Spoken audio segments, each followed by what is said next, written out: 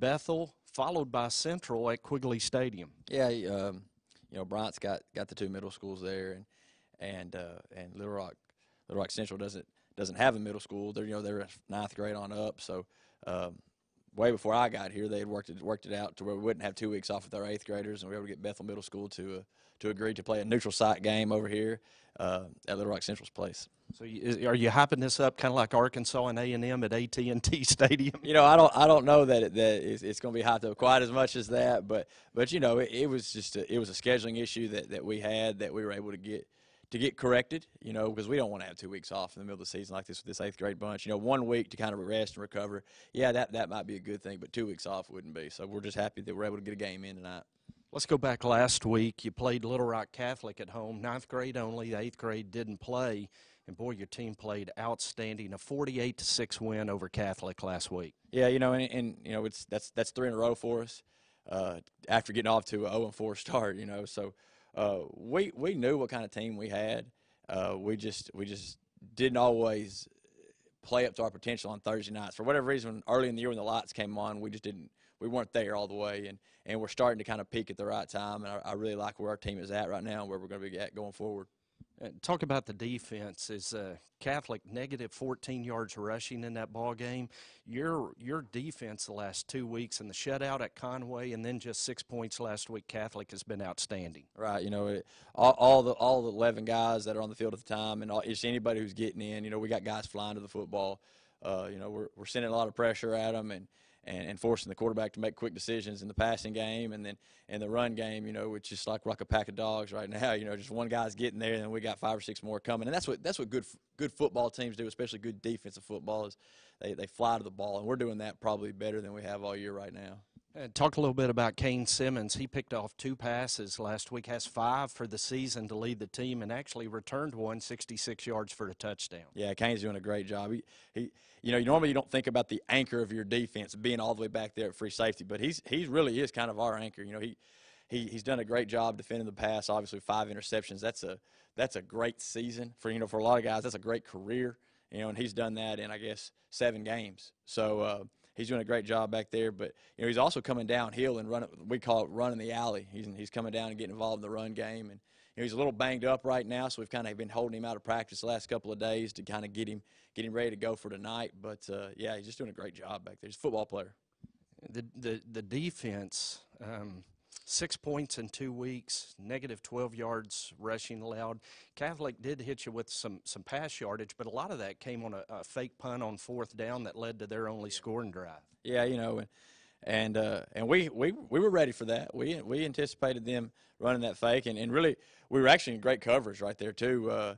It's not one of those fakes you see on TV where you had an eligible receiver running them down the field wide open. We had a guy there.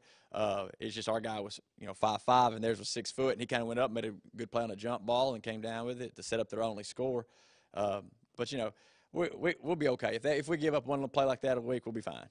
And you never expect the punter to throw that well. He put it right on the money. Let's talk about your offense a little bit. Best night offensively this season, 396 yards on just 26 snaps. You scored 3 touchdowns running, 3 touchdowns passing.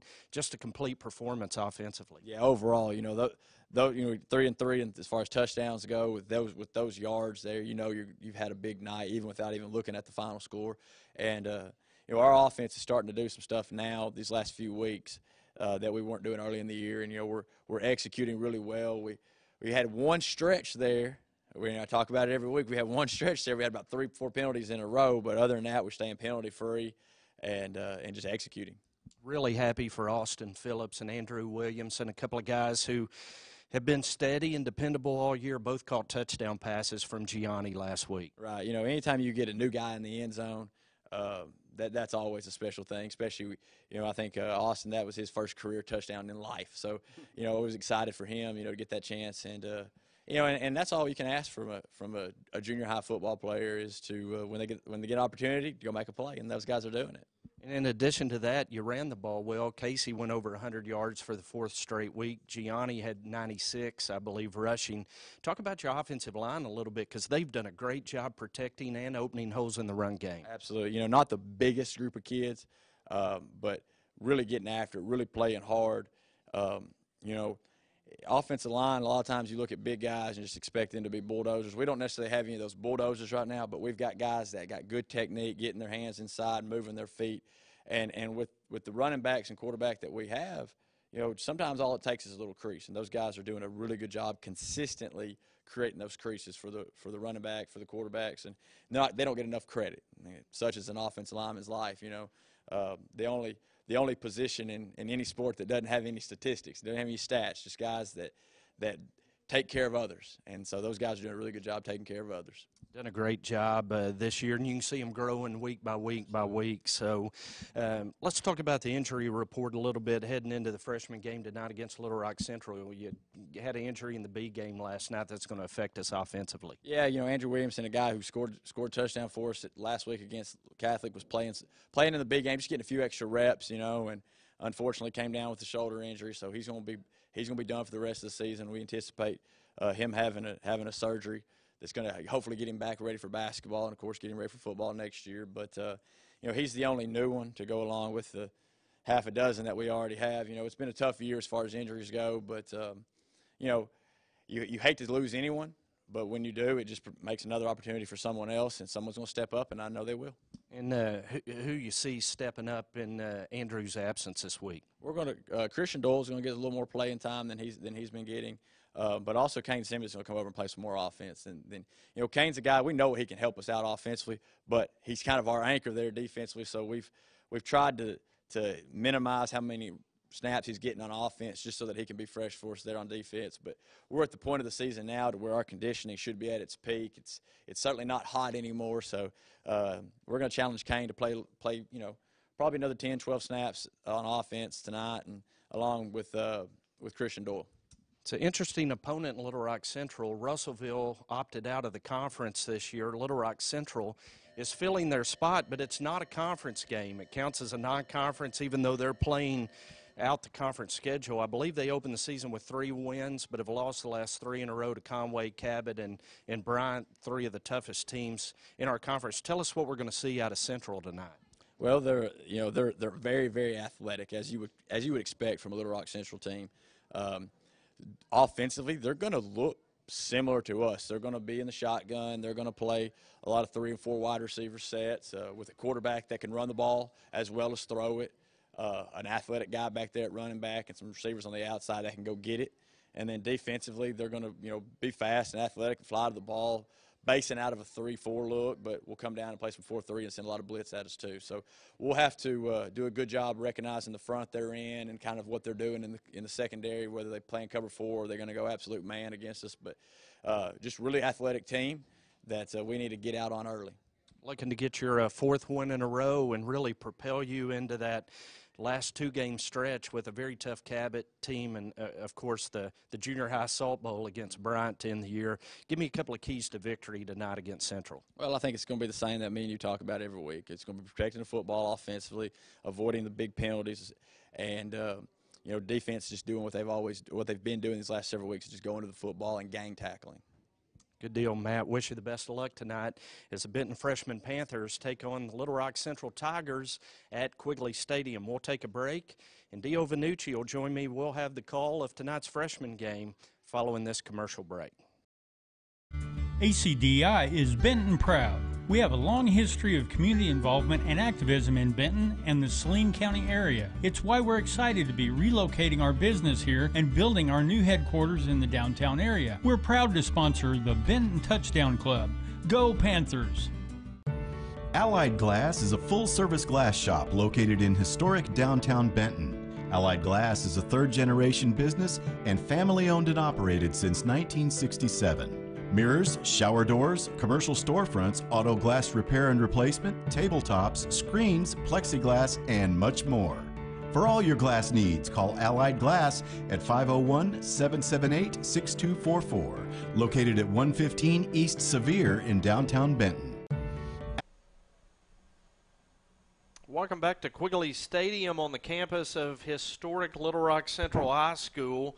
It has been a good night so far as the Benton 8th graders won the opener 34-0 over the Bethel Hornets. And now we're ready for freshman football as a team, Dio, that's getting better every week winners of 3 in a row, getting ready to take the field, the Benton freshman Panthers. Yeah, after a rough start, it's been refreshing the last 3 weeks to come in and get some wins, really big wins, almost a shutout 2 weeks in a row after a big win over a tough North Little Rock team, and they've got some good confidence, and this will be a good test for them. Little Rock Central, very athletic, good size as we head into Cabot South and Bryant the last 2 games of the year. Frankly, a fake punt away from 2 shutouts in a row. Yeah. That was the difference in shutting out Catholic and Catholic denting the scoreboard last week. Benton winners 48-6 over the Rockets last week. Benton receiving the opening kickoff as it hits the ground. Andre Lane is going to pick it up, and Andre going to return it over the 30-yard line, and that's where Benton will put it in play.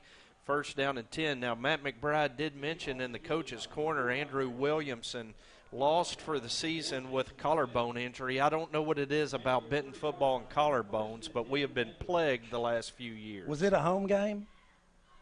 Were we at home when he broke it? Tuesday night? I think they were at Bryant. I didn't go because it was raining. I blame it on all the artificial turf these days. First down and 10 is Gianni Vanucci. Had a good night running the ball last week, 96 yards rushing. Going to bring Casey Johnson in motion. Fake to Casey. Gianni keeps, hurdles a man, loses the football as he was hit hard at the 36-yard line. And the Panthers able to come up with the loose ball. As coming up with it was Jake Lewis for Benton. Winds up being a gain of 6, and it'll be 2nd and 4. Well, I see Gianni's got that sleeve to help with the swelling that he had earlier in the year. I'm not a big fan of what I call the fumble sleeve, because that does, especially when it starts getting a little cooler out, that ball just gets a little slicker. And when you put a cotton fabric on your arm, that's just asking for trouble. 2nd down and 4. Panthers. Vanucci keeping again, puts it in his left arm. Going to pick up the first down to the 45, but that pink flag comes in back at the 38-yard line, and we're likely going to have a hold against Benton that'll wipe out the first down run by G, and penalty's going to move it back to the 28. Well, that's that's really the thing that against North Little Rock, Benton was really good about keeping the penalty flags off the turf. They did a really good job of that. And against a good team like that, you've got to. Tonight, it's probably a similar story. Don't think Little Rock Central is quite as good as North Little Rock, but they have the ability to score quickly. They've got a lot of athletes on that field. 3-man front for the Central defense. Vanucci takes the snap, keeping all the way. We've seen the quarterback run, the featured play early going. Gianni running hard over the 30-yard line. They're going to spin him down at the 31, and Benton will have it 3rd down and 9. I'm not sure what they saw on the film that's making them run that, but you're right. They've basically gone 3 times in a row, so. Husky and Johnson going to go to the right. In fact, now Husky going to come to the slot to the left. An empty gun. 5-receiver set as Johnson in the slot to the right. Brendan Burks and Andre Lane out here with Husky to the wide side of the field. Benton moves to the north end of the stadium here in the first quarter. Give to Casey Johnson on the jet sweep. Casey outside at the 40, at the 50. Stiff arm as he's ridden out of bounds. They're going to mark him out at the central 48-yard line, and it'll be 1st down Benton. Give credit to Andre Lane. You can see him on your screen right there with the seal block on the end. Great job blocking. Didn't draw a holding penalty, but he really set the edge for Casey on that. Good run by Casey, but it was made by the block by Andre Lane. Casey's gone over 100 yards each of the last 4 weeks. Picks up 21 on his first carry here tonight as the helicopter likely on its way to Children's Hospital, going right over Quigley Stadium. 1st down and 10, Benton at the central 48. Vanucci hit as he throws, and he sailed that one over the head of Austin Phillips, incomplete. They're going to get a hold on the defense on this one, though. The defensive back was lined up in a press man coverage on Austin Phillips, and Austin did a really good job getting away, and the cornerback really held on to him for a little bit. Marker, the penalty assessed against Central for defensive holding. That'll move the football down to the Tiger 38-yard line, and it'll be first down Panthers. Yeah, the big key, I think, in this game, look, you got Casey Johnson in there lining up for the direct snap. Casey takes it running right. Casey running hard down to the 31-yard line. A gain of 7 on first down as he runs behind Ayush and Luke Larson over there on the right side of the line. Well, look out there, see Christian Evans. Yeah, Gianni said that they had worked on that a little bit this week, and they had a couple wrinkles in the playbook for this week. And here's a wrinkle as Gianni going to line up again in the slot. Direct snap to Casey. He fumbles it. Ball free. Central going to fall on it. And it squirts free again. I believe the Panthers got on it as Central had 2 opportunities. Couldn't come up with it, Dio, and Benton able to recover it. And I believe that was Gianni that recovered it. Yeah. Don't know how that happened, but I'm glad he got on it. Look, he's way behind the deal. They had 5 guys surrounding it. That ball just kind of popped out at the tail end. Benton with some early breaks in this one. Early breaks, and seen the Panthers fumble it twice on this possession. Panthers have done a good job protecting the football on the 3-game win streak. A little shaky in the early going tonight as Vannucci fakes to Johnson, pulls and keeps, and Gianni going to get down to the 31-yard line, a gain of 5, and it'll be 4th down and 3 Panthers. Oh, wow, I didn't realize that was already a 3rd down play. You see Kane Simmons checking there offensively. Matt McBride said that's something we'd see tonight in the absence of Andrew Williamson as Kane play offense a little more. I'm going to try to Nate Beckham right here, if I had to guess.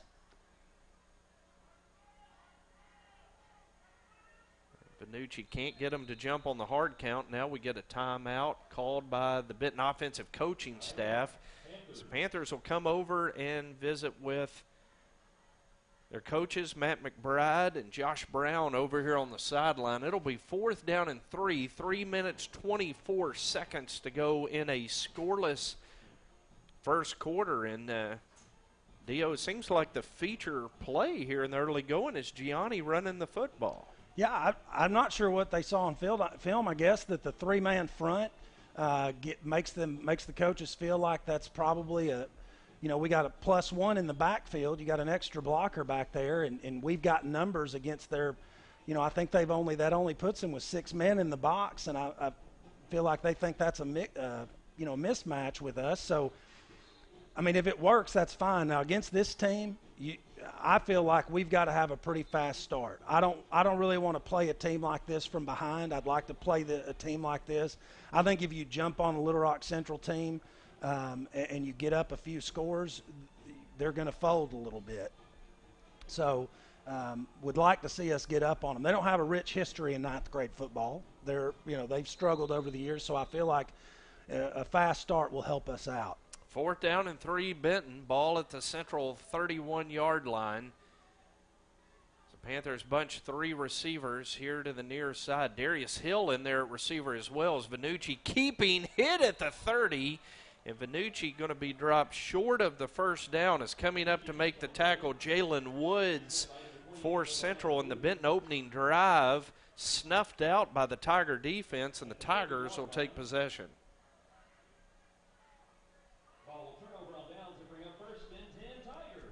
Well, good defensive play right there.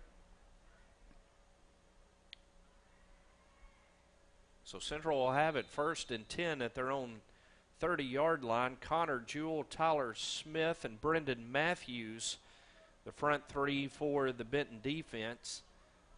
Andrew Armstrong and Bo Wright, along with Casey Johnson, Jordan Husky, and Gianni Vannucci The middle five, the back end of the defense, Marjay Dixon, Kane Simmons, and Andre Lane as Central going to run the jet sweep to the wide side. Boy, good tackle in the open field by Husky, and that's going to be a loss back to the 27. Now, that's how we need to start on defense. If defense can play like that all night, I mean, Central's got some big boys on that offensive line, but it seems like on film they were content to run to the edges every game. I only watched one game, I guess, now that I think about it. Second down and 13 Central is a quick pass out to the far side of the field. Ball stripped, and they're going to say catch, and the Panthers come up with it. Dio, did you see who came up with that football? We're going to have to watch a replay, Dakota, if you could cue it up for us. Yeah, I couldn't see it. Andre Lane forced it. Connor Jewell recovered it for Benton. Yeah, Connor Jewell on the recovery. Good job getting over there from the nose man position, a la Mel Hegwood. Yes, sir. Making plays on the boundary.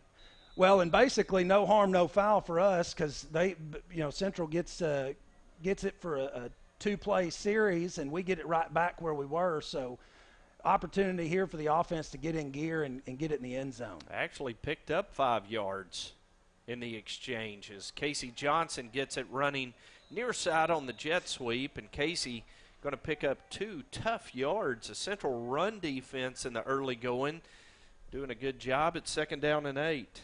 Yeah, I'd like to see us. We had, Austin Phillips got open on that one pass. Gianni overthrew him, but we got the holding call. I think we've got some mismatches out there.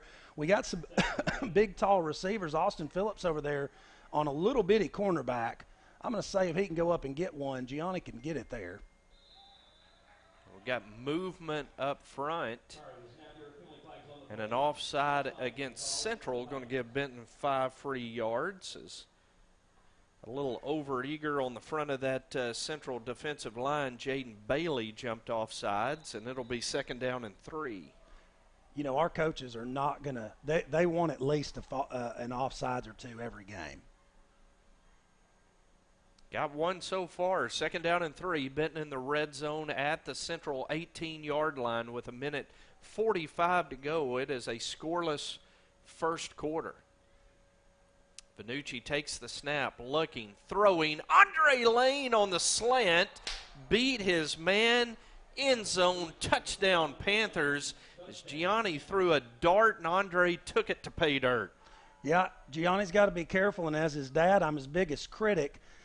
He was about a foot too far behind where you really wanted it. Instead of being on his numbers, he was about a foot behind him, and on a tight slant like that, you want to see that ball get right on the numbers if you can. Panthers go for 2 and wide open in the corner of the end zone for the conversion is Vanucci and Lane connecting again, and the Panthers take an 8-0 lead with 1:34 to go. And boy, that's the way you turn a turnover into points, Dio. Yeah, great play calling by the coaches. I like how they mixed it up a little bit there. And I've been wanting to see those intermediate passes really all season.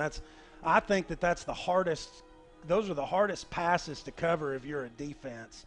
The slants and some of your stop routes, just any routes that are between 5 and 10 yards, that's really hard to defend. Then you see what happens there when we get it to Andre Lane on a slant. He's so dangerous in open field. I like him having the ball 5 or 6 yards downfield as opposed to those hit screens, getting it behind the line of scrimmage. But both play calls work if they're executed properly. And you don't often see a receiver on a quick slant beat a man as bad as Andre beat his cover man that time. Yeah, he had him beat pretty well. Want to remind you that Saturday is the Central Arkansas Junior High Conference Volleyball Tournament. The Benton Lady Panthers, the #1 seed in the tournament. They'll play at 9 a.m. against Conway White. We're going to have a full volleyball recap at halftime, so I want you to stay with us at halftime. Coach Shoup has given us some awesome information on the wonderful season that the Benton Lady Panther volleyballers have had. They finished their regular season 19-1-3 on the year and will be the #1 seed in the conference tournament. Now, what day is this, Saturday? This is Saturday. Now, It's going to where's be it at Mount St. Mary's. Now, don't they have the real low ceiling? They do. That ought to be interesting. Coach Shoup's not a super big fan of that arena. I don't think anybody is. So a big challenge for all the teams in that tournament, save maybe Mount St. Mary's. But Benton is the number 1 seed.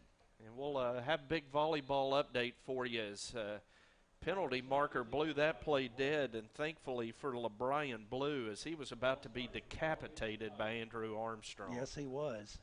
Yeah, Andrew coming through there. Andrew, it's funny, Andrew is one of those guys that I think it was last week we didn't call his name out a whole lot, but in weeks prior he was super busy. At least we were super busy calling his name. So glad to see him in on some early action. Well, they get it right back.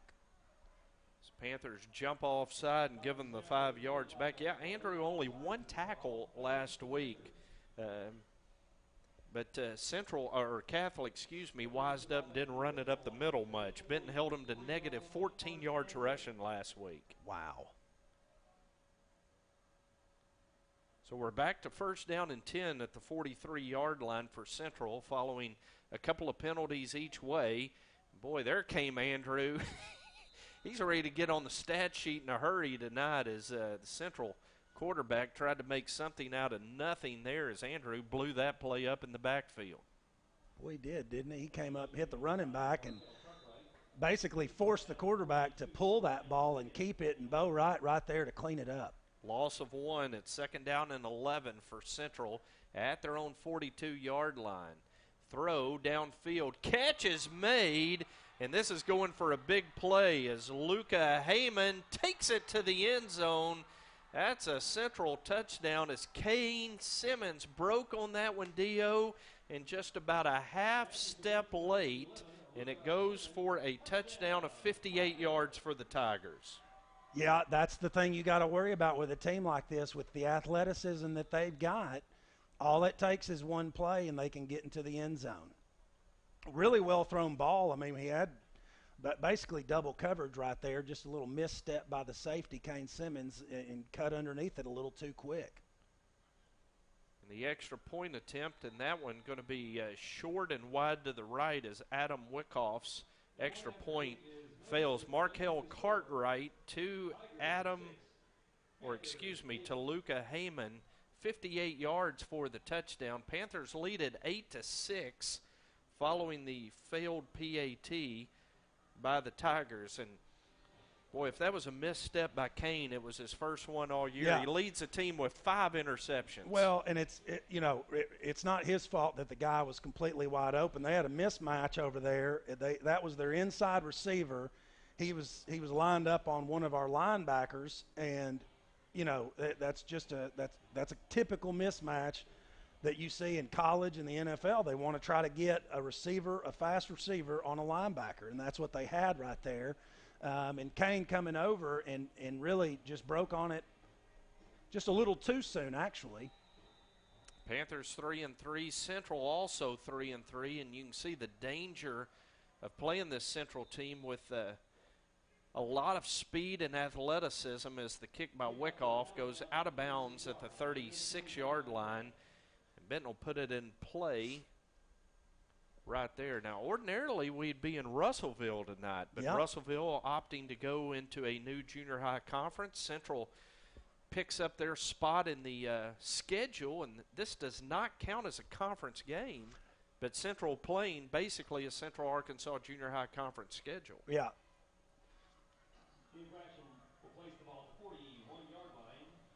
So they are actually going to enforce 5 yards against Central. You rarely see that on the kick out of bounds. They usually mark it if it's short of the 35 where it went out of bounds, but they penalize Central 5 yards. Benton has it 1st and 10 at the 41. An option pitch to Andre Lane, and Andre going to be hit hard out of bounds at the 47, picks up 6 yards. And it'll be 2nd and 4. I like that little play. That's a little twist on the old option. Have Andre come in motion and go behind Gianni and Casey. I like it. And then you get Casey out there as an extra blocker to lead. Good creative play call. So seeing several wrinkles out of the Benton offense here in the first quarter. Benton leads at 8-6. Clock at 15 seconds and counting as Vannucci looks to the sideline for the play from offensive coordinator Josh Brown, who looks at the clock and he says, let's just hold on. 1 second differential in game clock and play clock, and there's the horn. First quarter comes to an end. It's Benton 8, Central 6. This is Benton Freshman Football on BentonPantherFootball.com. Allied Glass is a full-service glass shop located in historic downtown Benton. Allied Glass is a third-generation business and family-owned and operated since 1967. Mirrors, shower doors, commercial storefronts, auto glass repair and replacement, tabletops, screens, plexiglass, and much more. For all your glass needs, call Allied Glass at 501-778-6244, located at 115 East Sevier in downtown Benton. So after winning 3 in a row, Benton's in a battle here tonight with the Little Rock Central Freshman Tigers. It is 8-6 at the end of the first quarter. And Dio, as we talked in the break between quarters, some new wrinkles, new personnel, and some new plays in that Benton offense tonight. Well, we've lost several kids to injury this year, so they've had to move some kids around and improvise. But I think really the coaches are feeling comfortable after the last few weeks of execution-wise to start throwing in some wrinkles, and especially as we get ready to face two of our biggest competitors in the CAJHC in Cabot South and Bryant. The coaches want this stuff on film so that Cabot and Bryant have to spend time preparing for it. Cabot undefeated atop the conference, Bryant with 2 losses. And those two teams are playing up in Cabot tonight as Vannucci takes the first snap of the second quarter. He's pressured, and Gianni is going to be sacked back at the 39-yard line. That's going to go for a loss of 8, and it'll be 3rd down and 11. I'm not sure what happened there. We had 2 receivers run into each other and had a little collision there at the line, so forced Vannucci to hold on to the ball for a little bit longer, and the Central defense able to get to him. So 3rd down, Benton. Going to leave Casey Johnson in the backfield, split 2 receivers to each side. Now bring Andre Lane in motion here to the wide side. Going to throw back screen to Casey Johnson. Casey gets a pancake block from Austin Phillips, and there he goes. Casey at the 20, going to be pushed out of bounds down inside the 15-yard line. What a block on the edge by Austin Phillips. Yeah, and look here, you can see it on the replay. You got Connor Jewell out there leading the charge. He must have been paying attention to my Water Buffalo reference on Friday night because he is down there leading the pack. A la Joshua George and Henry Hicks. It is 1st down, Benton in the red zone at the Central 13-yard line as Panthers empty the backfield. 4 receivers to the right. Bo Wright out there. He's blocking for Andre Lane, who gets turned away at the 12-yard line. A gain of 1. And there's another little wrinkle Bo Wright in offensively. Yeah, well, last year Bo played some at the Y position, and he's got the body for it. I mean, he's built just like Braxton Slaughter that plays for the high school varsity team, and as good as he is at linebacker, you figure if he can tackle somebody, he can block somebody. 2nd down and 9 following the 1-yard pickup is Wright in motion. He's going to block Vannucci inside the 10. They're going to tackle him forward down to the 6-yard line. It's a gain of 6, and it'll be 3rd down and 3 Panthers. Well, I like that play. They pulled the guard and lead up through the hole, created a big hole, and Gianni able to fall forward.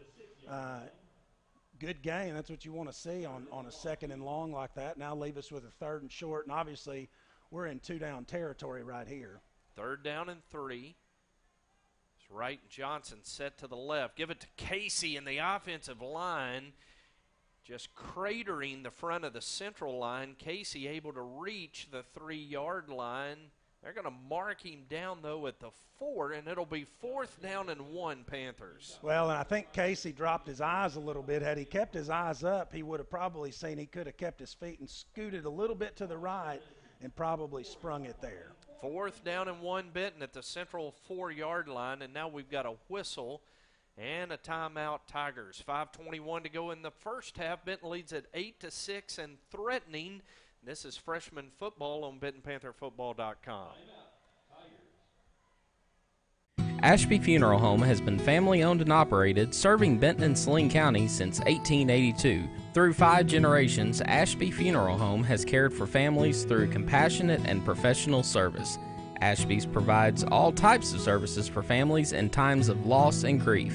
Their aim is to treat every family as they would treat their own. Ashby Funeral Home is located at 108 West Narrowway Street in Benton, and their phone number is 501-778-2544. I got my new one coming tomorrow morning. Banana Graphics.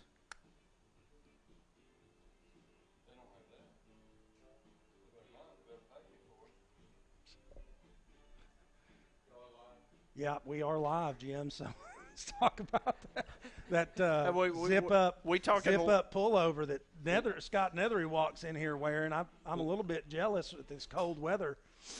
Logo, trademarks, and the best AD in Arkansas. So, all right, now I hope I don't get defrocked tomorrow in Greenwood. 4th down and 1, Panthers at the 4-yard line. This is a big play, Dio, in this first half. Well, it is a big play, and you got to be able. This is Alabama type football. You got to be able to just man up and get that yard. Bo Wright, the H-back. Johnson going to run Gianni right behind him. That's going to be a first down.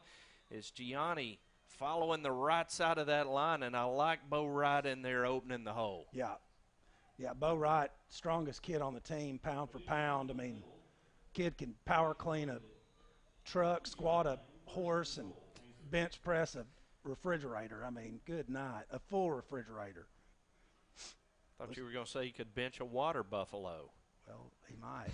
1st and goal at the 2. Give Nice. it to Casey running left, and Casey able to elude the central defense and get in the end zone, and that makes it 14-6 Panthers with 4:57 to go in the second quarter. Well, I like that right there. The 2 central defenders were so focused on the quarterback pulling it right there, they just completely whiffed on Casey Johnson right there, able to sneak into the end zone. 8-play, 59-yard drive for the Panthers as Vannucci throws, and that pass intended for Brendan Burks. Incomplete. It's 14-6. Benton still leads it by 8 with 4:57 to go. Panthers overcame a 3rd and 12 on that drive after the sack, the big the throw to screenplay. Johnson for 48 yards. I like the screenplay. We had trouble executing it earlier in the year, but they've finally gotten it down a little bit. Now, Jim, what do you want to bet that Central is going to go to the air pretty quick right here? If I had to guess, they're going to test those waters again after the quick score of the last series. I would agree with you. Central has only run 4 plays in this first half. 2 runs, 2 passes, and the big 58-yard pass on their last offensive snap for the touchdown. So well, I don't like Jada kickoff for Benton. I don't like their batting average right now, Jim. They're batting .250. Yeah. Scoring per play, we need to get that down a little bit. I'd like another one of those 2-play turnover drives. Yes, sir. See if we can order it up as Jada kicks off for the Panthers, and her kick going to hit at the 30 and squib out of bounds at the 28-yard line. So kick out of bounds. Central will have it at the 35-yard line, 1st down and 10.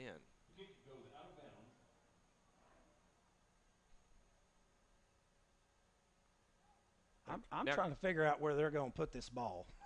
Well, me too, because correct me if I'm wrong, but if the kick out of bounds is short of the 35, isn't it supposed to be marked where it went out of bounds? They're going to make us re-kick it. Because When Central kicked it out of bounds, it was at the 36, and they penalized 5 yards and gave it to us at the 41. And I thought it should have been at the 36. So they are going to make Benton back up and kick it from the 35 as Jada Hammett, the Benton kicker, will tee it up in the center of the field. I'm telling you right now, if I'm us, I'm kicking it straight up the middle, low on a squib. Well, Jada with a good leg that time. There's running room for the Central return man. Ball popped out, and that's going to wind up going to Central's advantage as they're going to pick up about 8 yards as that ball fumbled forward, and the Tigers will have it in Panther territory. Yeah, that wouldn't be a bad if you could figure out how to fumble it and know that your team's going to recover it, I'd fumble it 4 to 8 yards every time. No doubt. Put that in the playbook. It's going to be first down and 10 Central at the Benton 44 as Bo Wright and Brendan Burks combined on the tackle to force the fumble. Well, that turns out to be about a 20-yard pickup on that penalty. Yes, it does. So good call by the Central coach to make them re-kick it. Nethery up here agreeing with it. That's from the coach's playbook, apparently. First down and 10 Tigers at the Benton 44. So they send a man in motion. Going to hand it off. And good tackle by Brendan Matthews along with Tyler Smith. As carrying the football for Central was LeBrian Blue. Second down and 8 following the pickup of 2 yards. And Central going in a hurry as the throw wide side. Boy, there is a crease. And look at him go, Dio. Man, there is the athleticism as Kendarius Keys caught the swing pass and takes it all the way down to the Benton 1-yard line. Well, that's exactly the right word is athleticism. You know, just getting it out there on the perimeter, and you make one guy miss, and then you're off and running, especially with that kind of speed. Bo Wright with the touchdown-saving tackle as they're going to give it off to Blue, and Blue is going to be in the end zone for the Central touchdown. 41 yards on the pass, the big play in the drive, and Central has narrowed the Benton lead to 14-12. Yeah, I like. They're probably going to go for 2 here. Obviously, we need to really hold them out to keep this game, keep that lead. 3-play, 44-yard drive in 59 seconds. That is going to throw for the conversion, and it is going to be short. Kane Simmons coming up and making the tackle on Luka Heyman. Look at him read that. He knew exactly what was coming right there. Kane, the leading tackler for this Benton defense, leads the team in interceptions, and a big stop there on the 2-point try. Yeah, really needed to keep that advantage, and now 2-point conversions are going to come in big. We've gotten one, missed the second one. Need to keep that up because that can make a pretty big difference in the ball game. When we saw that against North Little Rock, you know how important those 2-point conversions can be. It can create an insurmountable gap because obviously field goal kicking is not really that big yet in the 9th grade. So you can get a 4-point advantage or I guess really a 9 or 10-point advantage. Touchdowns are a little harder to come by. Wickoff's kickoff is bobbled by Marjay Dixon. Now Dixon returning toward the near side, and he's going to be tackled at the 27-yard line. So Benton 73 yards away. Panthers lead at 14-12 with 3:49 to go in the first half, and we'll see the Benton offense again. Do you think that other people enjoy saying "wick off" with the kickoff? There you go. Because I really like that. That was good. I'd almost think you were joking, but I can see it on the roster. Adam, Wikoff. First down and 10, Benton at the 27. It's 2-man in the backfield. Lane and Johnson pitch to Casey, and Casey It's going to be tackled way back at the 24-yard line. A loss of 3 on the option wide, and Casey comes up a little gingerly, Dio. Yeah, they came up. One of the defenders came up pretty hard, and looks like he clipped him on the knee pretty good right there and took his helmet off, but that'll ding the knee. 2nd down and 13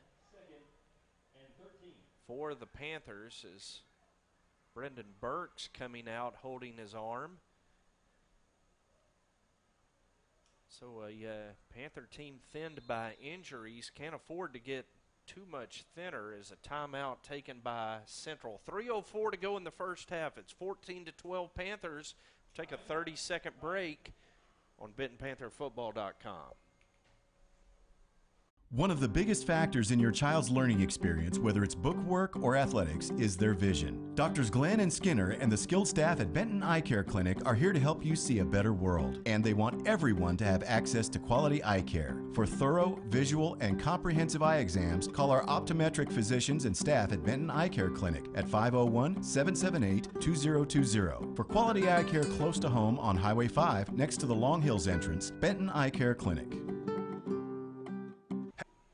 Seeing that Benton Eye Care ad reminds me, I got a text message from my oldest daughter today saying that looking at the computer screen and her eyes were starting to really hurt. So we'll probably go see Dr. Brian Armstrong and see what he can do. Good crew at Benton Eye Care. And Brian's son done a great job at middle linebacker for this Panther freshman team all season long. Central with 7 snaps and 2 touchdowns in this first half. Benton has dominated possession of the football, only leads 14-12 with 3:04 to go in the second quarter. It's 2nd down and 13 Panthers as they have it on the left hash mark, moving left to right. Minucci going to swing it out to Andre Lane. Andre hit, breaks an arm tackle. Now he's going to be upended. Good tackle by Brandon Mitchell at the 31-yard line, and Benton's going to have it 3rd down and 6. Well, he's able to escape that one guy that had him by the mitts, but then he runs into the back of his own blocker and slows him up enough for the pursuit to get to him. It's 3rd down and 6 Panthers. Is Lane going to stay in the backfield? Casey Johnson on the sideline saw him take a shot in the knee and come up a little gimpy. Well, and you notice Central's gone away from the 3-man front. Now they got a 4-man front down there. They want to put a stop to those quarterback runs. 3rd down and 6. Minucci looking left, throwing left, and that ball batted away as it was intended for, is that Burks? And had it knocked away, and it'll be 4th down and 6 Benton.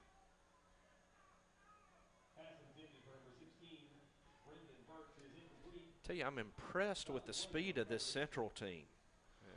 Offensively and defensively, they present some challenges with the speed on the field. It is 4th down and 6, and Andre Lane back to punt it away for Benton.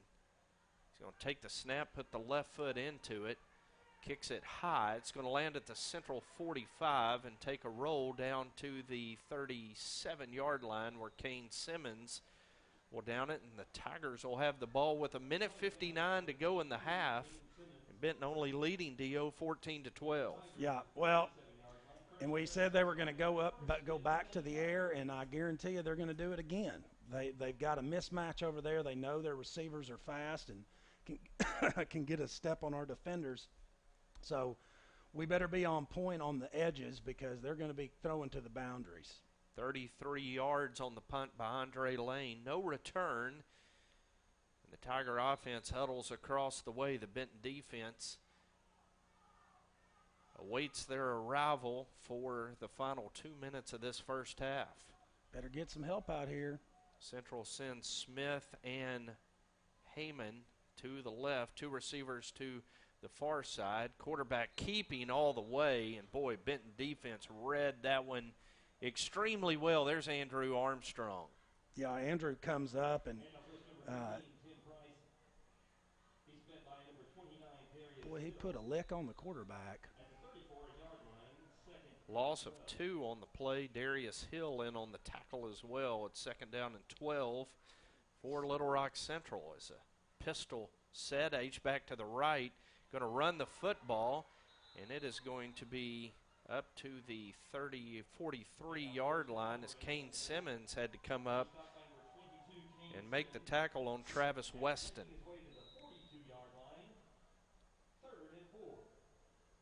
Gain of 8. It'll be 3rd down and 4 for the Tigers as the clock at a minute to go here in the 3rd quarter.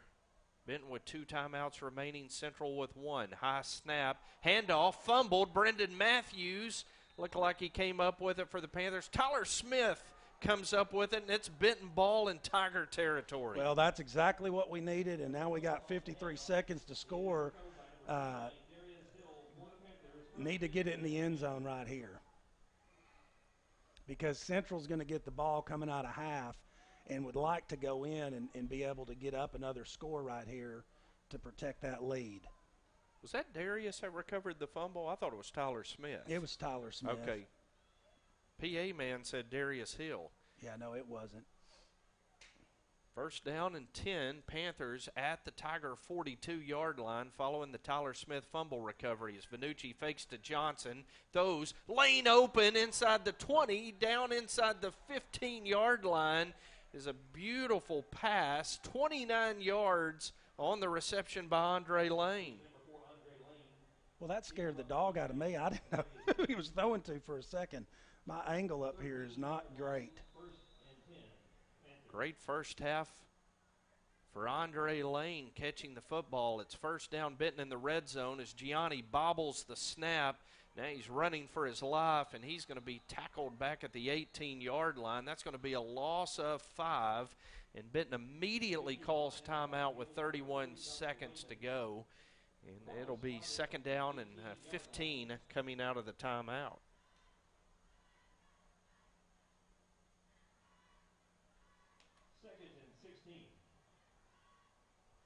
Little snap bobble. Yeah, I'm not sure what happened on that, but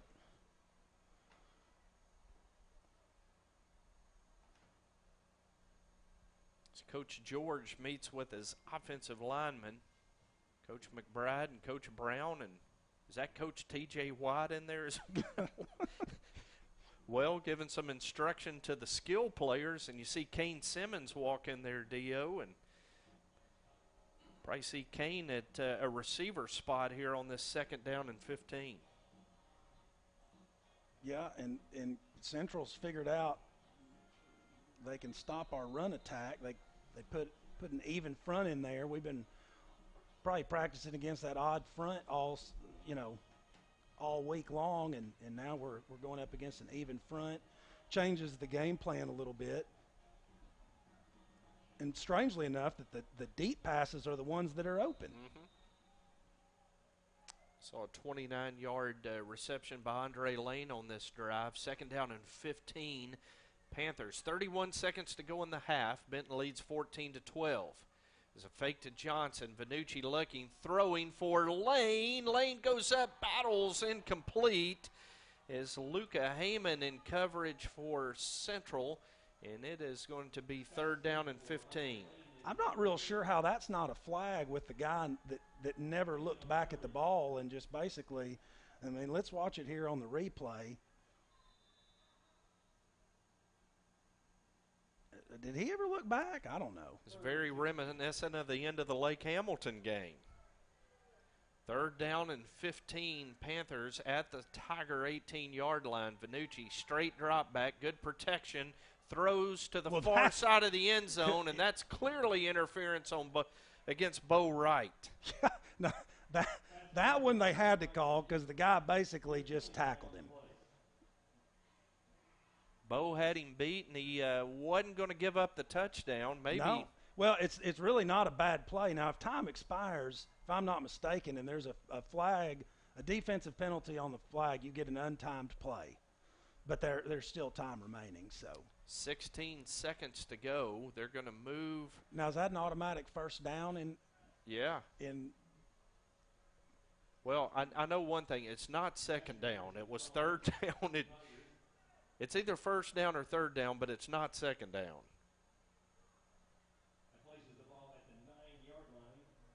Oh, he's telling him to change it now.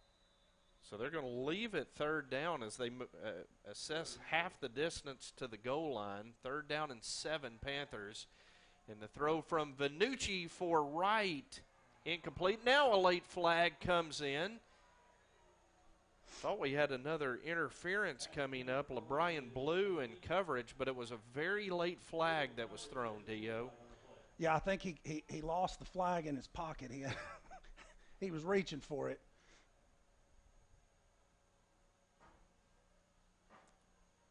And it is pass interference against Central. And they are going to put the football down at the Central 4-yard line. But you still don't get the first down, which with 10 seconds, I don't know that it matters.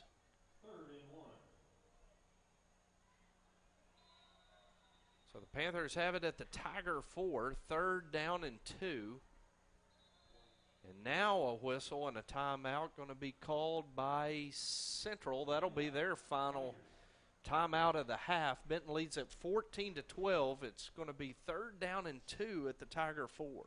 Well, I think I know what they're trying to do right there, and I think the Central coaches know what they're trying to do right there too, and they're gonna get us. They know we're bunching it all in on the inside, and we're going to bust it out to the outside and throw it up for one of those guys, either Kane or Andre. Little high-low action, and defensive coaches are going to talk about that. I have a feeling probably play some guys over there to try to stop that. Saw Matt McBride have a conference with the officials during that timeout. Again, the line around John George. Josh Brown meets with the skill players. A big 3rd down and 2 coming up for the Panthers at the Tiger 4 as Kane Simmons will be in there for Benton offensively. You want me to tell you what Scott Nethery would call in this situation if he had a running quarterback?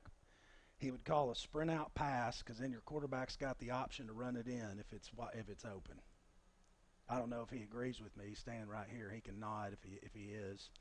He's like, probably not. Wright and Burke split to the right. Here comes Kane Simmons in motion left. Gianni keeping all the way. And Gianni running strong to the end zone for the Benton touchdown. Well, I like that play too. Everybody was expecting pass, and then they go for the run. That's actually a really smart play. Good blocking up front. Good strong running by Gianni to the end zone. Boy, really like the surge up front by that Panther offensive line. A Yush in there. That's what I was about to say. The hole. Credit the offensive line on that. When you got 4 yards, that's a great play. And it was really just man on man, big on big. I don't know if they pulled anybody or not. I wasn't paying attention, but got a really good push from the offensive line there to make that play work. Seen Connor Jewell recover a fumble in the first half. Tyler Smith recovered a fumble in the first half. And the offense has turned both of those turnovers into scores. Yeah, really big. Well, and now the 2-point conversion comes into play again, because if you don't make it, you're a touchdown and a 2-point away from a tie, whereas if you make it, now you're a 10-point lead. You're a 2-score, you make it a 2-score ball game. Got to have that 2-point right here. So Benton leads at 20-12. That was a 4-play drive. There were about 28 snaps on the drive, but only 4 plays officially with all the penalties thrown in there. Panthers got the ball with 53 seconds and leave 4 on the clock. Yeah, really good drive. I really like the play calling on that drive. So Benton's going to a 5-receiver set here on the conversion. Darius Hill is in there at a receiver to the right side with Burks and Lane.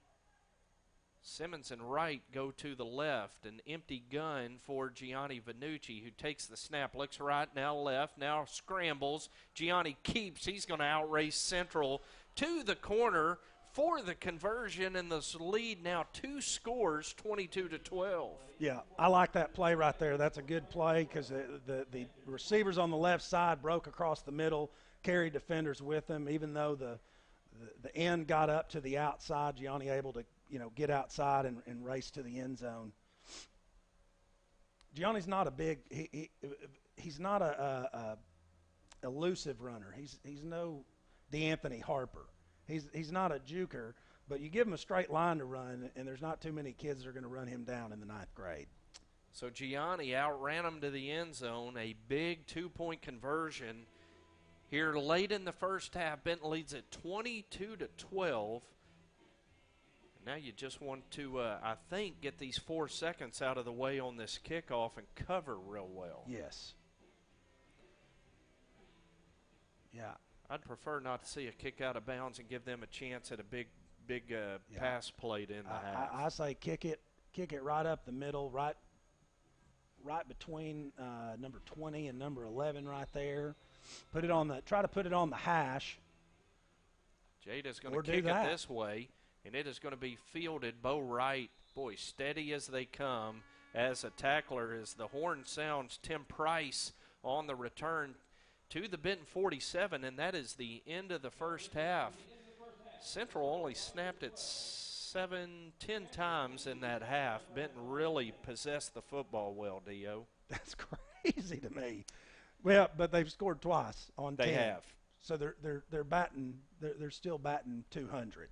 We've reduced it a little bit, but they've also had 2 turnovers, so they're also batting 200 on turnovers. And those 2 turnovers have turned into 16 Benton points. Yeah, that's a big stat in this game, but that's also a scary stat in this game because we've got to play good the second half, or we're going to run into trouble. All right, do me a favor. We're going to take a 2-minute break, and if you need to grab you a Coke, go do it and come back because we've got some great Benton Junior High volleyball stuff to share, courtesy of Coach Shoup. 2-minute break, and we'll come back with a Benton volleyball recap. Benton leads at halftime over Central 22-12 on BentonPantherFootball.com. Hey, Panther fans looking for a local dentist that cares? Look no further than Bethel Smiles. Benton native and Panther alum Dr. Justin Bethel and his staff are pleased to be back serving the community where it all began. Bethel Smiles is a full-service dental office treating all ages and proudly offers the lowest cost braces in town. We realize at Bethel Smiles that your time and your teeth are precious, so most procedures can be performed the same day. So save time, save teeth, support local business, and schedule with Bethel Smiles today. Call to schedule your appointment at 501-778-4746. Bethel Smiles is a proud supporter of Benton Athletics. Any lasting structure begins with a good blueprint, and every good blueprint must be designed specifically for the people it serves. The Benton Event Center, Riverside Park, and the new Boys and Girls Club, all designed by the professional architects at Black, Corley, Owens, and Hughes. They understand the Benton community and are a major part of our economic success. Proud sponsors of Benton Panther football and valued partners for our community. At this time of year, the best way to experience Benton is to be a Benton Panther football fan. The City of Benton is very proud to be one of the sponsors of the 2018 season. The student body is ready, the pep steppers are ready, the cheerleaders are ready, the marching band is ready, the players are ready, Coach Harris and his staff are ready, and the City of Benton is ready for a drive to a state championship. Experience Benton and support the Benton Panthers. Go Panthers!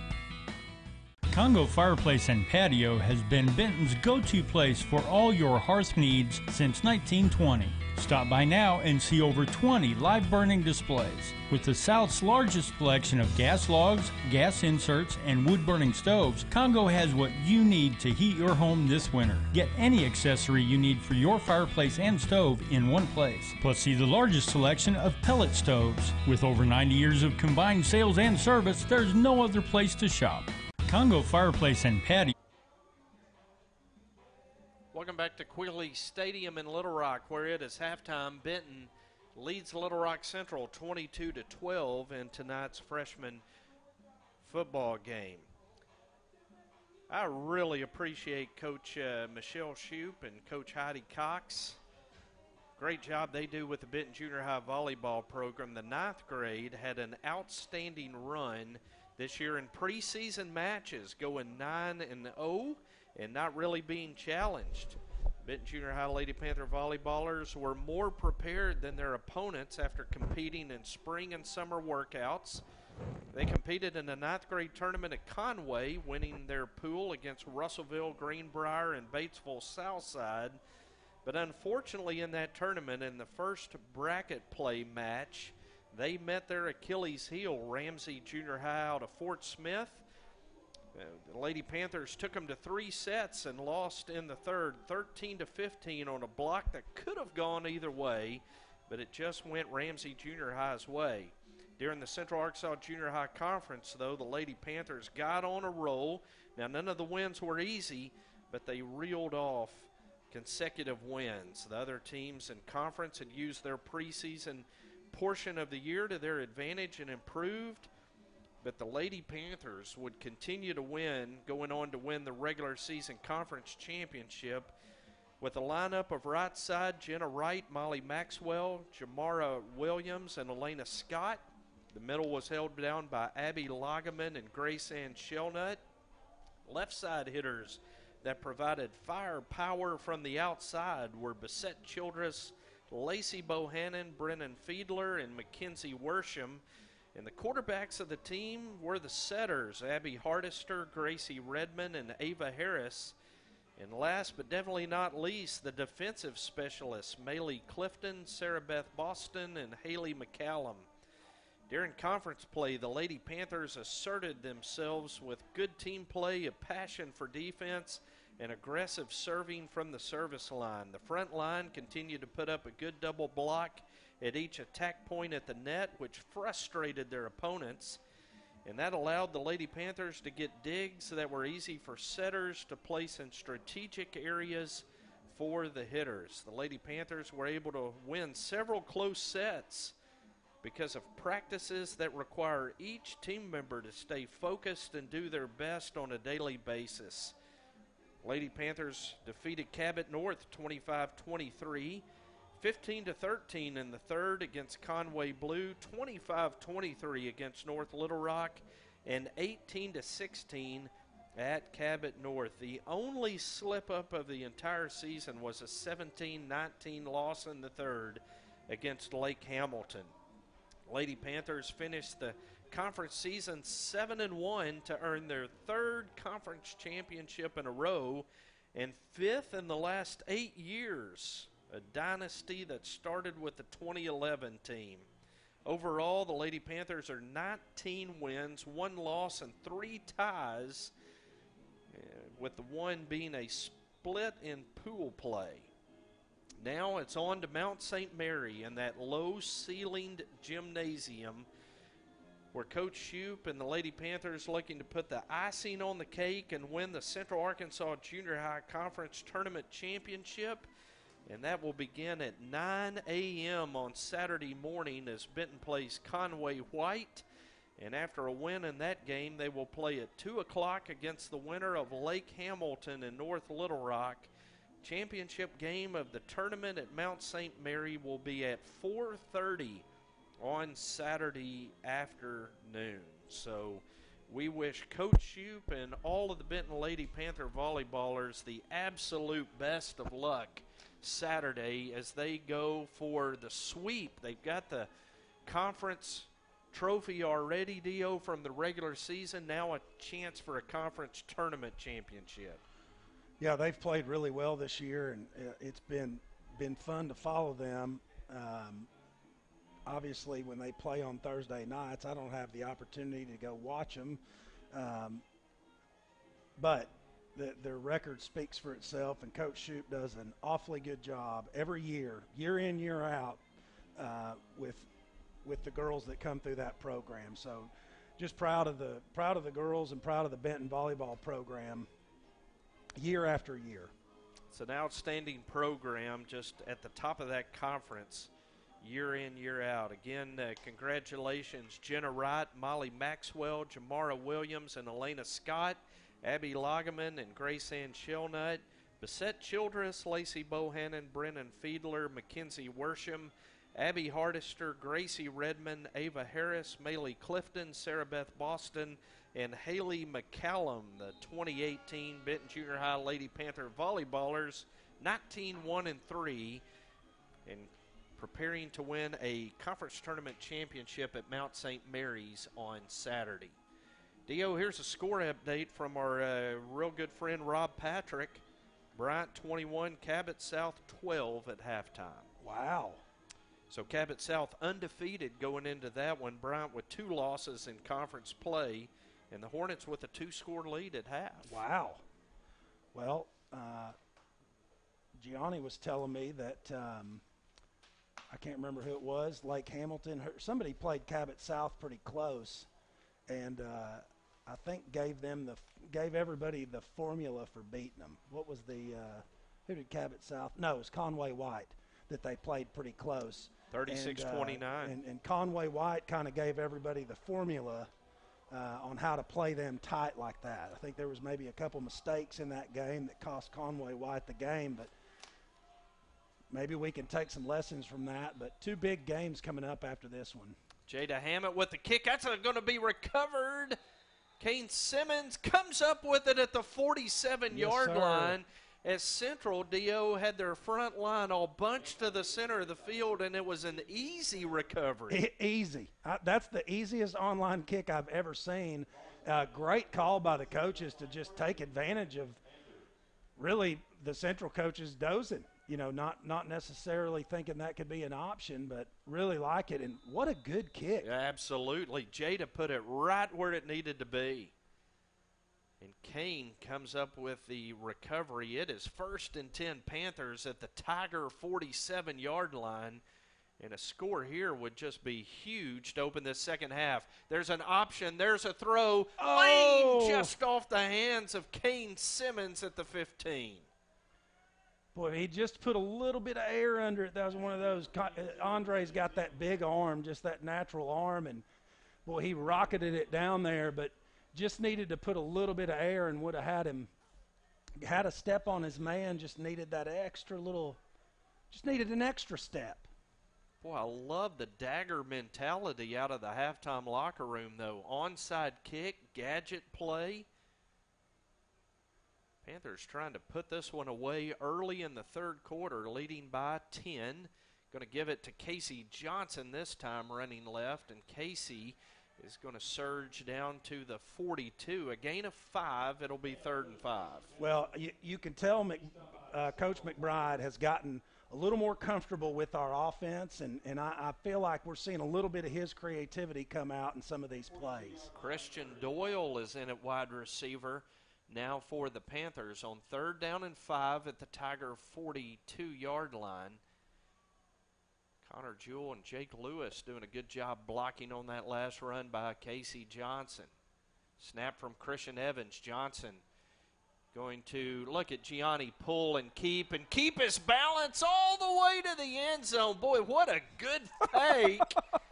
That's a 42-yard touchdown. That's the second week in a row we've seen that, and the defense really just buys on it. Casey Johnson's so dangerous. You've got to pay attention to him, and you've got to respect that fake.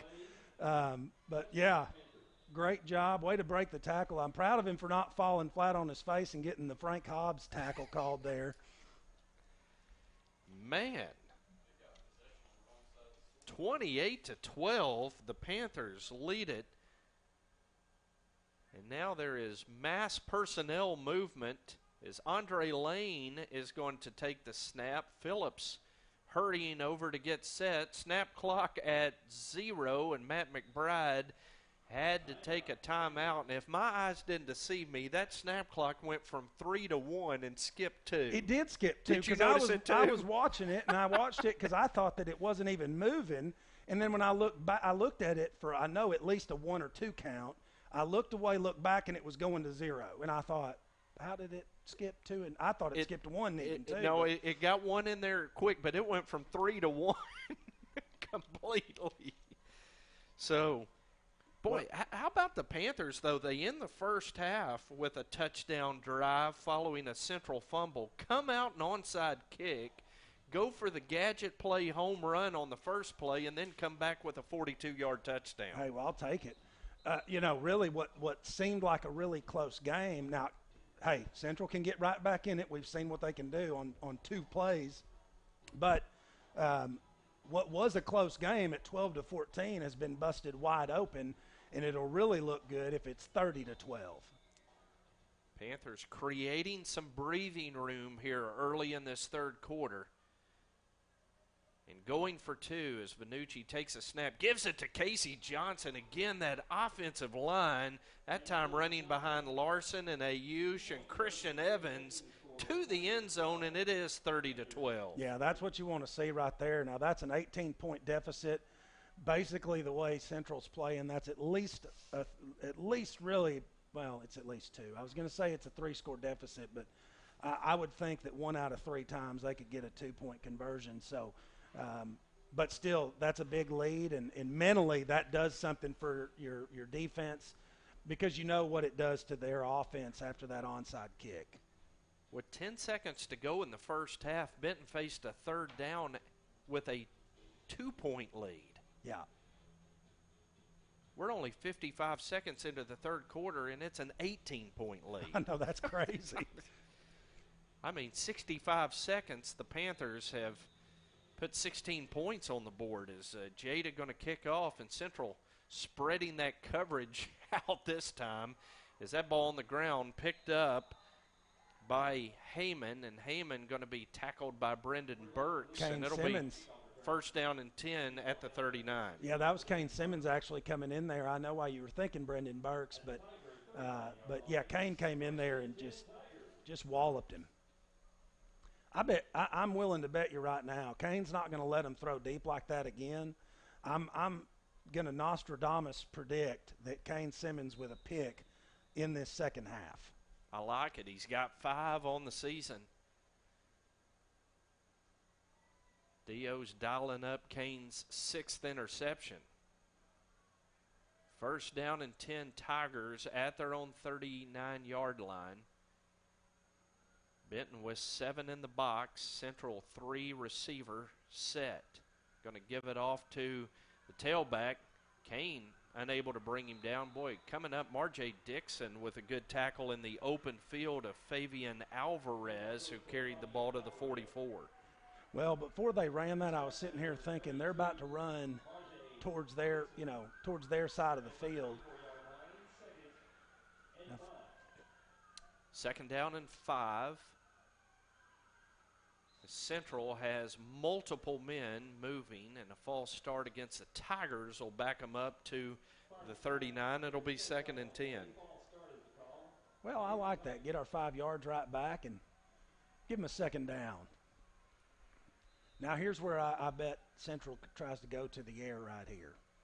Maybe not. They may run it. Kane pick right here.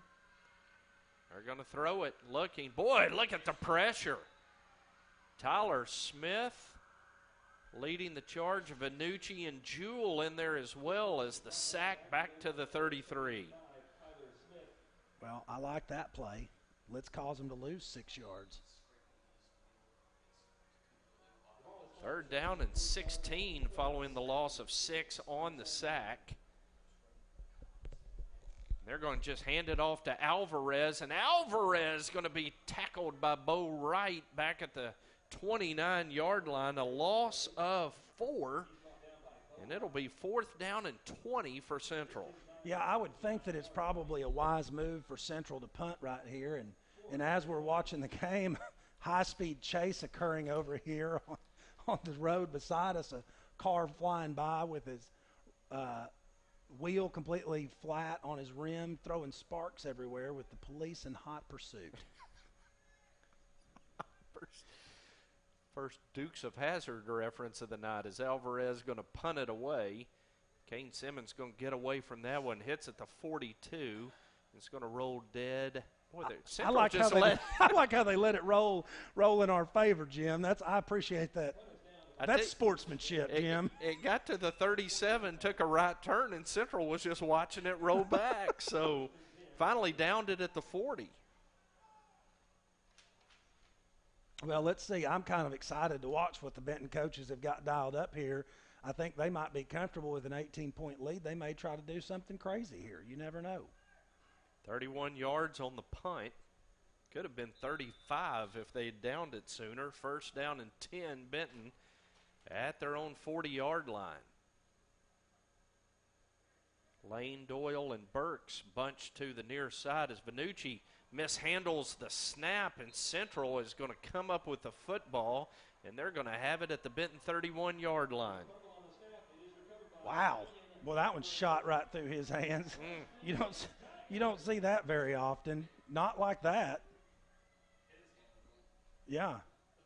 Saw a little butterfingers on that opening possession of the Panthers. Done a good job with ball security, but that time Gianni unable to pull the snap down, and Central's going to have it first and 10 at the Benton 31.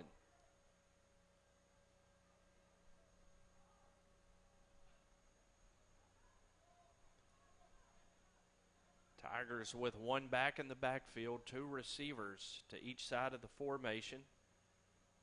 Going to hand it off. Quarterback tripped him up. Quarterback tackled his own man right there.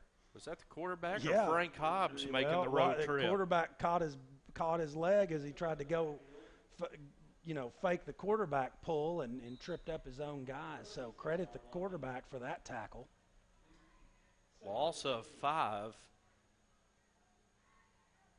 Need a break to tally up Central's run stats. There's a fumble on the play, and the Panthers are going to have the football. I believe. Nobody's going to wrestle. Did somebody wrestle the ball away from Bo Wright? I would never believe it. Is Tim Price, the quarterback, able to come up with it? Yeah, I think it, when it bounced, I think it just kind of bounced right back into the quarterback's arms. But Central going backwards on these last two possessions. I have a feeling they're going to try us up top over here, try to go over the top of Marjay maybe. They're going to hand it off to Alvarez. Alvarez going to be tackled by Wright at the 35 as a flag comes in. They're going to get a block in the back or a holding call. I'd decline it, though, if I'm Benton coaches.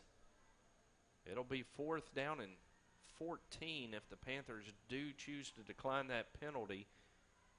That's exactly what the Panther coaching staff is saying. Garrett Parker signaling, let's decline that thing and make them try to pick up a 4th down, and the Panthers do decline it. It'll be 4th down and 14, D.O. Yeah, probably a good call if it works out, if they complete a 1st down here. Of course, everybody will say it was a bad call, but I think you do that every time. So 4th down and 14 Tigers at the Benton 35-yard line. Price takes a snap. It's a quarterback run all the way. Price going to be upended. Boy, coming up to make the tackle, that's our man, Kane Simmons, as he took his feet out from underneath him. Price falls forward to the 31, but it is well short of the 1st down, and the Benton offense will take over. At the 30-yard line, ball turnover on downs, they bring a 1st and 10 Panthers. Well, now let's see if we can get the offense going again. After that last fumble, I'm pretty sure we're going to try to secure that snap a little bit better. I will say this, though. It seems like our center's snapping it back there good and hard. Early in the year we were having some trouble with the snap, getting it back there quick, but it's getting back there quick now. Christian Evans with a good snap. Vanucci fakes to Johnson, keeps good blocking on the edge. Now a flag comes in. Is Gianni going to be tripped up by Luca Heyman, who had a touchdown receiving for Central in that first half? It's a 15-yard gain if it stands. Flag back at the 37-yard line. Well, but I'll say this: at least the flag doesn't take us back 1st and 20. Now it's going to be 1st and 13 or 14, I think.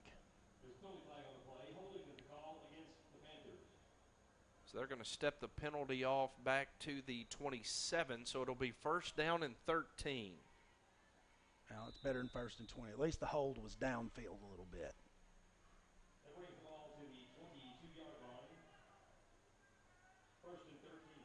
As Evans prepares to snap and hard count, and the Central noseman going to jump offside and give Benton 5 free yards. So We're now at 1st and 8.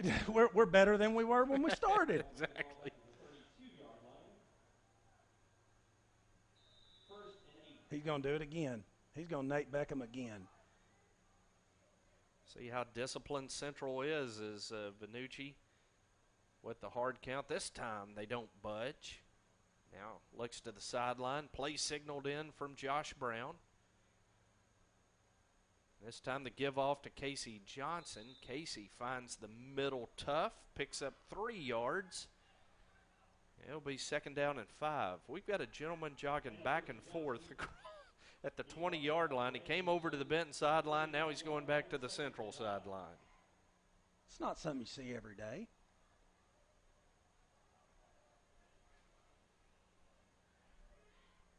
Second down and 5 Panthers. So option to the right, pitch to Johnson. Boy, good play that time as Heyman shed the block and comes up and tackles Johnson at the line of scrimmage for no gain. Yeah, the defender did a really good job. Austin Phillips had good position on him, but just couldn't hold the block. Defender did, I mean, he played that exactly like he was supposed to. The play was executed well on the offensive side, except for that one block. You just got to have that one block. But that's what happens when you run to the short side of the field. You don't have room to make that mistake. You've got to stay in front of him. Horn sounds, 3rd quarter's over. It's 30-12 Benton. We're going to take a 60-second break and come back with the 4th quarter tonight of Benton Junior High Football on BentonPantherFootball.com.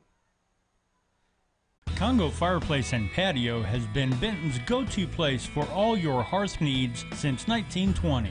Stop by now and see over 20 live burning displays. With the South's largest selection of gas logs, gas inserts, and wood-burning stoves, Congo has what you need to heat your home this winter. Get any accessory you need for your fireplace and stove in one place. Plus, see the largest selection of pellet stoves. With over 90 years of combined sales and service, there's no other place to shop.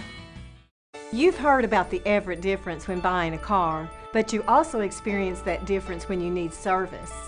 Our state-of-the-art facilities, GM certified technicians, and courtesy transportation are just the beginning. We've even got Bo on the job, making sure everything's done right. But be sure to keep an eye on your complimentary snacks. It's a better way to buy and a better service experience when you need it. That's Everett Buick GMC and EverettBGMC.com. The Everett. So we go to the 4th quarter. D.O. Catholic ran for negative 14 yards against the Benton defense last week. I've got Central with -4 rushing through 3 quarters tonight. Well, but they've got over 100 through the air. I'm just saying the run defense. Yes, the run defense is stout. And Tyler Smith moving to end has made a big difference. Huge difference. 3rd down and 5 for the Panthers is the slant to Andre Lane. Good catch by Andre. He's going to have the 1st down to the 42 as he went down low to catch that football, able to pick up a couple of yards after contact, and it's 1st down Panthers. Well, that scared me the way Vannucci threw the ball. He kind of threw it like he'd throw a dart at a dartboard instead of a full throw, but I understand why he did it now because the defender actually had position on Andre, so he had to kind of get it behind him. That is the first down by either team in this second half. 1st down and 10 Benton at the 42. As a give off to Marjay Dixon on the jet sweep. Marjay tried to cut it up and then decided to bounce it back outside. The Central pursuit gets to him at the 45-yard line. Gain of 3. It'll be 2nd down and 7. Well, Marjay getting to carry the ball a little bit. Got to be careful not to stop right there. You got to make your cuts at full speed, though.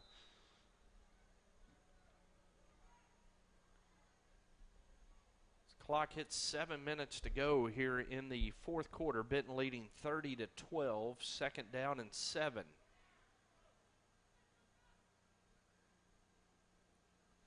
Johnson getting it through the center of the line. Open field into the secondary. He is going to be finally wrestled down by Donald Wayman at the Tiger 35-yard line. It is 1st down Panthers.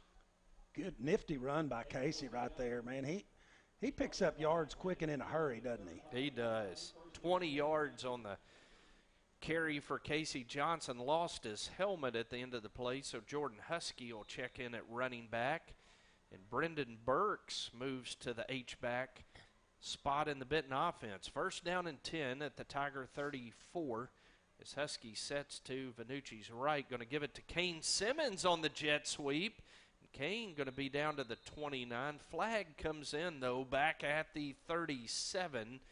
I'm afraid we're going to have a hold against Benton, and we do, and that's going to wipe out a good run by Kane. Man, I like how Kane cuts it up in there. Did you see him? He made that cut. That's exactly what you want to do. Get north and south as quick as you can. Sometimes that east and west looks pretty, but it doesn't work out well. Kane sees a hole, and he cuts up. And well, I wish I'd been paying attention to where the hold was. I didn't really see whether or not it was a hold or not, but now we got that 1st and 20 we don't like.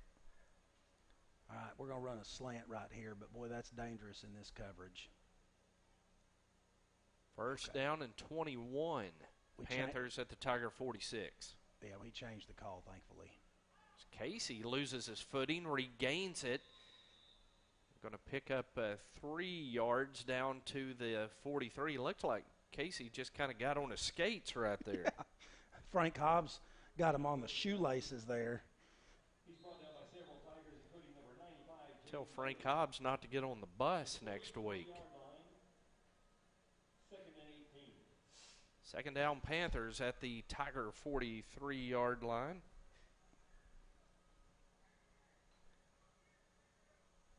Clock down to 5:30 to go in the ball games. Vanucci fakes to Johnson, throws to a wide-open Kane Simmons. Touchdown, Panthers. A bust in the central coverage, and the Panthers take advantage. Good pitch, good catch, touchdown, Kane Simmons. Well, I like to see Kane Simmons getting in on that action. And, yeah, you look at number 19 right there on the central defense. He was playing that run the entire way, did not even pay attention to what was going on right there. And Kane just able to break completely free and wide open. Sometimes that's the hardest ball to catch, Jim. Yeah, yeah. When you're like, oh, gosh, I got to catch this. But, boy, Kane steady as they come. And the Panther lead now 36-12. It's Casey again. I think he switched cleats. He put on some cleats that were just a size too big. Seems like he's getting his toes stuck in that turf. That drive brought to you by Bud's Roller Rink. Did you ever get to skate around at Bud's? Yeah, absolutely. Oh, man. As an adult. Not in your childhood. Not my childhood. Didn't live in Benton, but my wife did. Was it El Sena Casa that was right beside next door. It? And I didn't know if the Sheridan kids came to Benton to roller skate back in the day. Now in Sheridan we had Tin Top skating rink, which was a great skating rink. It was big cedar wood building with the tin roof. That was why it was called Tin Top. But had an arcade, a great concession stand, and the roller rink. That's where you went and hung out when you were young. That or the rec center. I can just see Dio, the roller rink limbo champ in Sheridan, Arkansas. Well, Jim, obviously you don't know how inflexible I am. I can't sit Indian style, much less limbo. So I'm not limbo. I was the guy that wanted to put on the speed skates and skate as fast as possible and see how sharp I could turn doing that. But there was always that one guy that was 4 years older than the other kids that could skate backwards. And yeah. There's a return by Central, boy. Christian Doyle over there with the touchdown saving tackle, it looked like, coming up big, getting him by the shoestrings. Donald Wayman had a crease, and Christian able to upend him at the 37-yard line. That's where Central will put it in play with the Panthers leading 36-12. Well, what started out and what seemed like might be a dangerous game when it was 14-12 come out the second half and just open it up with that onside kick and really swung the momentum back in our favor. Well, scoring with 53 seconds left did a really good job of helping there, but great job by the coaching staff tonight on that. 22 unanswered points for the Panthers as Central with the jet sweep, and there is Mr. Steady, Kane Simmons, making the tackle in the open field of Luka Heyman at the 38-yard line. That was a lot of running for 1 yard. Well, I'm going to tell you what, Kane has just got natural instincts. He's always going to find the ball. 2nd down and 9. Is Price going to keep, and Price going to be tackled. Kane comes up there and sticks his nose in it. Bo Wright, I think, got a big paw on Price as a flag back at the 36-yard line. Holding. Thrown by the linesman on the far side. We'll take it, Jim. No, yes, sir, we will.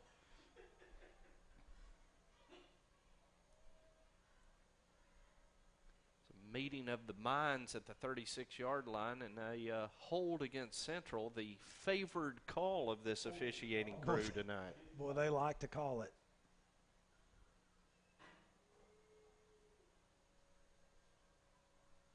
That'll back the Tigers up to their own 20. 27. The flag was at the 36, and he started stepping it off from the 36, but they didn't put it down at the 27-yard line. It's Price. Oh, he's toast. He toasted by Andrew right there. Yeah, Andrew Armstrong came up big. Came up, actually missed the quarterback. The blocker kind of hit him and spun him around right back into the quarterback. So good help by the Central. Well, now they've got to be negative 20 yards. Yeah, back at the 21. 3rd down and 26 for Central. Andrew Armstrong credited with the tackle for loss. Clock at 2 minutes to go. As the throw, boy, Kane had his chance at the interception right there as he batted it away from Jason Smith, incomplete. Yeah, I thought he was going to get it, but the ball was a little bit short. Had it been a little longer, I think Kane would have gotten it. Interestingly, they put Luka Heyman, the receiver, back there to throw that one. Number 11, who caught their touchdown back in the first quarter, aired that one out. I didn't even notice that, Jim. Good eye. Well, thank you. Fabian Alvarez will punt it away for Central. Maybe Kane will get a punt return touchdown right here. He stands at the 45 as a marker before the play, and a false start against Central. Oh, offside against the Panther, excuse me.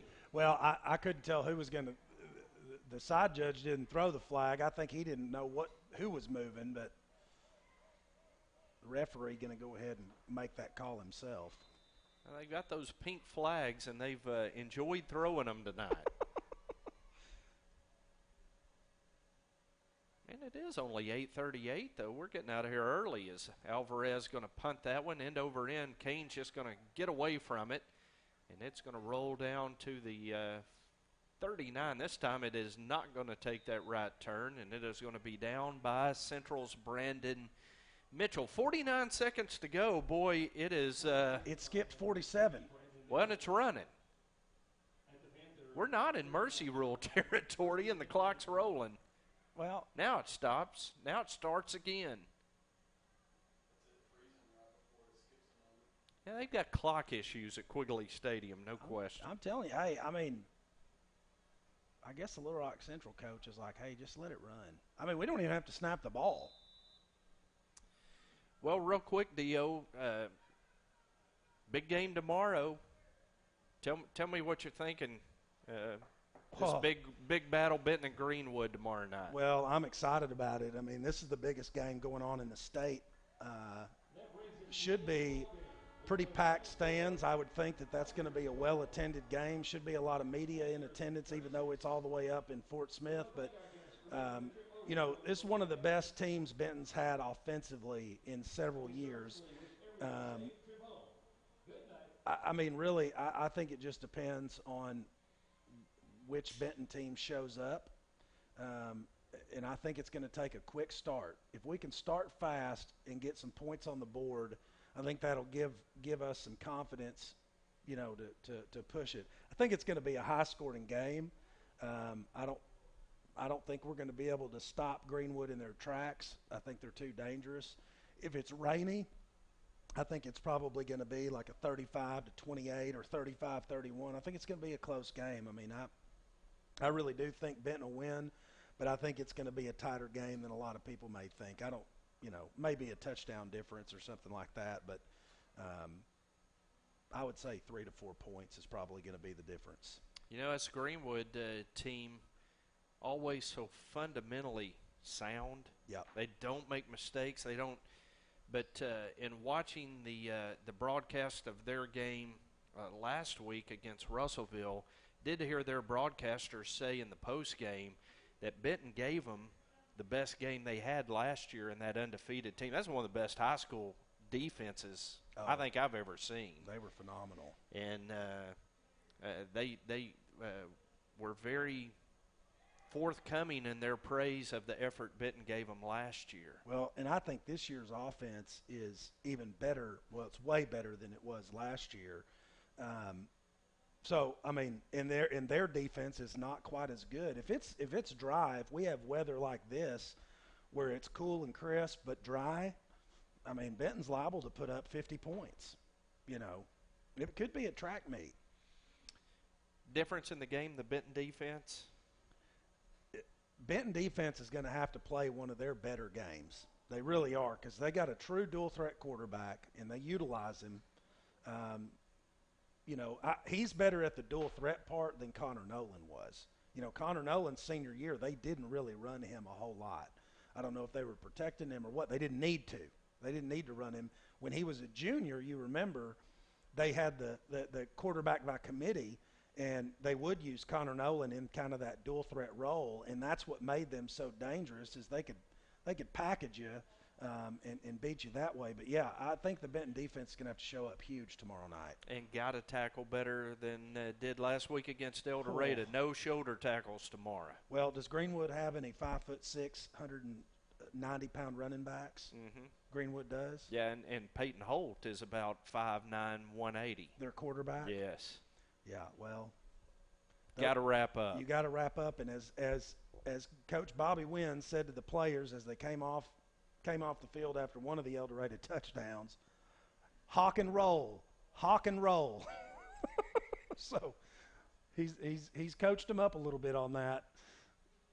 It's going to be fun tomorrow night. We're going to make that long trip over to Greenwood for what Hayden Balgavy at THV 11 called the high school game of the year thus far in Arkansas. So a titanic struggle tomorrow night between Benton and Greenwood. If you can't make the trip over there, I want to remind you that we'll have the broadcast on the Benton Football Network on 106.7 FM The Ride. Pregame begins at 6:30. We'll also have live video stream courtesy of Fidelity Local 6 available to you on BentonPantherFootball.com. Till then, there's a hot video that can get you fired up, and just hope if you can't make it to Greenwood that you'll be around a radio or around a computer or TV tomorrow.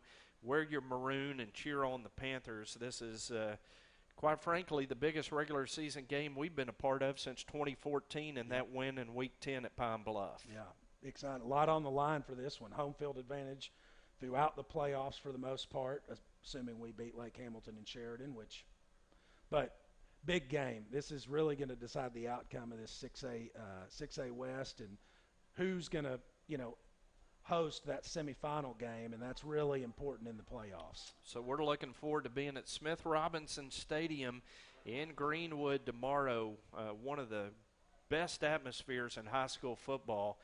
Those folks show up about 4:30 and start putting blankets out to reserve their seats. They are serious about their Bulldogs in Greenwood, and it'll be a big opportunity for our Benton Panthers tomorrow night. What a great job tonight for the freshman team. 36-14 or 36-12 winners tonight over Central, D.O. Yeah, well, and after that first half, I mean, what a huge second half, and just a fantastic job by the coaching staff on the play calls. Fantastic job by the kids. And can't say enough about the offensive line, just the amount of improvement they've had from the first 4 games where we really struggled on the offensive line against a team that physically is much bigger than these boys. And they were able to push them around and get yards in short yardage situations when it counted. You know, 3rd and 4th down with 1 on the goal line. That's huge, and brings Benton to 4-4. We're back at 500 heading into the last 2 games of the season. We got an update on that Cabot South Bryant game? I'm curious. I'll tell you, if you'll talk a little bit more, I'll find out. I'll talk a little bit more, but really, and here's the deal. I don't think mathematically we can win the conference anymore, because even if Cabot South loses, no, we can't win the conference. Yeah, you got Conway, White, Bryant, and Lake Hamilton all with 2 losses. Yeah. Ahead of Benton with 3. Yeah. So, well, if we beat Bryant, though, and Cabot South, Bryant would then have 3 losses. If Conway White loses again, they could have 3 losses, but Conway White's got the. Conway White's playing North Little Rock tonight. That'll be that should be an interesting game as well. So if anything, we're fighting for finishing second for the most part, 2nd or 3rd here. But really, for these boys mentally, this is going to be huge for them these last 2 weeks, because they've gotten tuned up. They're playing some really good football right now, and we're about to face 2 really good opponents. Well, I can't get our good buddy Rob Patrick to reply. He must be watching watching a Cabot drive between the tackles right now or something. I was about to say that Cabot game may be that Cabot Bryant game may be a really good game right now. That may be why you're not hearing from him. 21-12 at halftime. The Hornets led. Cabot South was undefeated going into tonight, so regardless of the outcome, we're going to see a very good Cabot South team come to Benton next week. Yes, we are. And if you like watching runs between the tackles, come on out, because it's going to be a big one. But I think we've made some changes since we played Cabot North on the defensive side, putting Tyler Smith down at the defensive end spot. You bring in Casey Johnson at that linebacker spot to replace him. You move Gianni over there to the outside. Those are 2 big-bodied kids. I mean, Gianni and Casey both weighing in at 180 pounds, good-sized kids. I mean, that makes a big difference. When we played Cabot North, we didn't have that, and so you stack that up a little bit. Personnel change can make a big difference. I think if this team plays Cabot North right now, they smoke them. No doubt. I'd like to be able to go back and play Cabot North and Lake Hamilton again. I think you have 2 total different outcomes. Yeah, 4-point loss and a 2-point loss that you'd love to have back. Yeah. So, well, I tell you what, we'll post the outcome of that score on our game story on BentonPantherFootball.com tonight. Bryant did lead at half, 21-12.